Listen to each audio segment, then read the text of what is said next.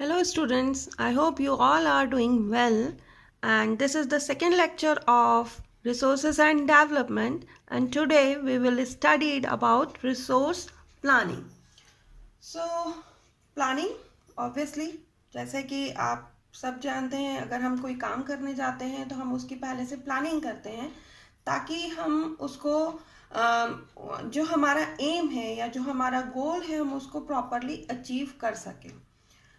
यहाँ पर भी रिसोर्सेज जो हैं वो उनको हम इफ़ेक्टिवली और एफिशिएंटली यूज़ कर सकें, इसलिए हमारी गवर्नमेंट जो है वो प्लान करती है, रिसोर्स प्लानिंग करती है ताकि जितनी भी फॉर्म्स ऑफ लाइफ हैं वो एग्जिस्ट कर सकें एनवायरनमेंट के अंदर। इंडिया में रिसोर्स प्लानिंग किस तरीके से की जाती है या हमारी गवर्नमेंट क्या करती है वो देखते हैं। रिसोर्स प्लानिंग इन इंडिया, जो हमारी गवर्नमेंट है सबसे पहले वो उन जगहों का पता करती है, ऐसे रीजन्स का पता करती है पूरे कंट्री के अंदर कि कहाँ पर रिसोर्सेज जो हैं वो मिल रहे हैं।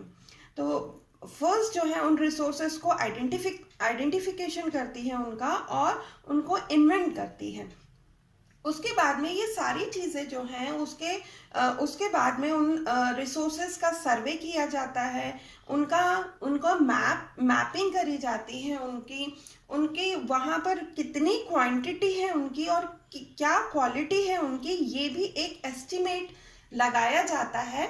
और ये सारी चीज़ें करी जाती हैं ताकि उन रिसोर्सेज को प्रॉपरली यूटिलाइज किया जा सके। ठीक है, अब सेकेंड स्टेप में वो ऐसे स्किल्स या उन टेक्नोलॉजी, कौन सी टेक्नोलॉजी का इस्तेमाल करना है उन रिसोर्सेज को एक्सट्रैक्ट करने के लिए, उनको वो देखती है। कैसे लोगों की ज़रूरत है, मतलब कितने स्किल्ड लोगों की ज़रूरत है, कितने लेबर्स की ज़रूरत है, किस तरीके के वहाँ पे हमें कैसा सेटअप बैठाना पड़ेगा, इन सारी चीज़ों को भी वो देखती है। थर्ड स्टेप में वो जितनी भी जो भी प्लानिंग वो करती है, रिसोर्स प्लानिंग करती है, वो मैच करती है कि वो जो नेशनल डेवलपमेंट प्लान्स हैं उनके अप्रोप्रिएट जा रहे हैं या नहीं जा रहे। ओवरऑल इस तरीके से हमारे यहाँ पर जो है वो रिसोर्स प्लानिंग करी जाती है। नेक्स्ट टॉपिक है हमारा लैंड रिसोर्सेस। इस चैप्टर में हम लैंड रिसोर्सेस की बात करेंगे। आगे आप जैसे जैसे चैप्टर्स और आगे आते जाएंगे वैसे अनदर रिसोर्सेस के बारे में हम डिस्कस करेंगे।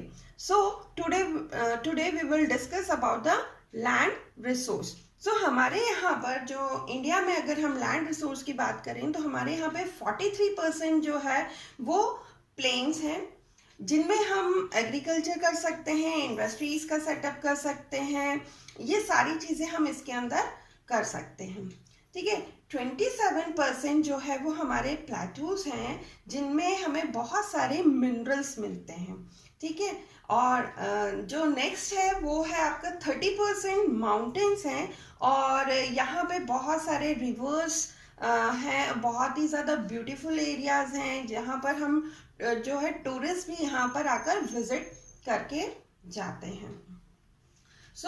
ये हमारा लैंड रिसोर्स है, मगर सबसे मेन प्रॉब्लम क्या है कि हमारा जो लैंड है, जो हमारा प्लेन सरफेस है, जो लैंड है वो दिन पर दिन जो है वो कम होता जा रहा है। उसका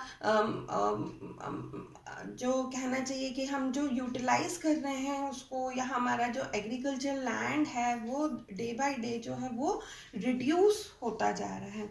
उसका सबसे मेन जो है वो रीज़न क्या है कि हम उसको बहुत ज़्यादा कंटिन्यू जो है वो यूज़ कर रहे हैं। उसकी वजह से क्या होता है, हमारा लैंड डिग्रेडेशन होता है। ठीक है, इसके मेन लैंड डिग्रेडेशन का मेन रीजंस क्या है? डिफॉरेस्टेशन, जो हमारे पास में जंगल हैं या हमारे बहुत ज़्यादा हम रोड्स कंस्ट्रक्ट करने के लिए या बिल्डिंग कंस्ट्रक्ट करने के लिए जो हम पेड़ों की कटाई कर रहे हैं, एक मेन रीज़न वो है कि हमारी जो लैंड है वो डे बाय डे कम होती जा रही है। दूसरा हमारा है ओवर ग्रेजिंग। ऐसे ही जो हमारे प्लेन सरफेस पे जो ग्रेजिंग लैंड्स हैं वहाँ पर हम अपने जानवरों को बहुत ज़्यादा चराते हैं, उसकी वजह से उसकी फर्टिलिटी जो है वो कम होती जा रही है। दूसरा एक और जो मेन रीज़न है वो माइनिंग का है कि माइनिंग के थ्रू जब हम इंडस्ट्रीज़ या सीमेंट इंडस्ट्रीज़ जो होती हैं वो रॉक्स को या इतने महीन बारीक उसमें काट देती हैं कि उससे जो धुआं निकलता है वो आसपास के एरिया में फैलता है और वहाँ की जो लैंड है वो अनफर्टाइल हो जाती है। और जो नेक्स्ट है वो है इंडस्ट्रियल पॉल्यूशन। हमारी इंडस्ट्रीज से जो भी गार्बेज निकलता है वो कहीं पर भी फेंक दिया जाता है, जिसकी वजह से भी लैंड डिग्रेडेशन हो रहा है।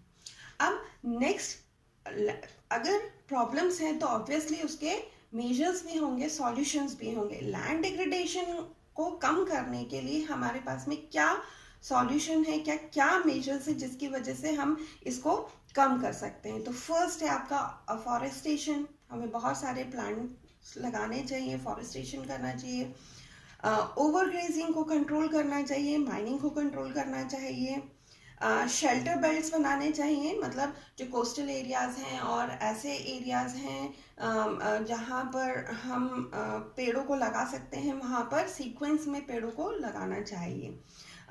इंडस्ट्रियल वेस्ट का प्रॉपर डिस्पोज होना चाहिए, हर कहीं नहीं फेंकना चाहिए, प्रॉपरली उसको उसके वेस्ट मटेरियल को डिस्पोज करना चाहिए।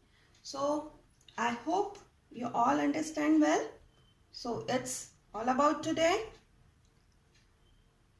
मिलते हैं नेक्स्ट लेक्चर में। Till then bye bye, take care.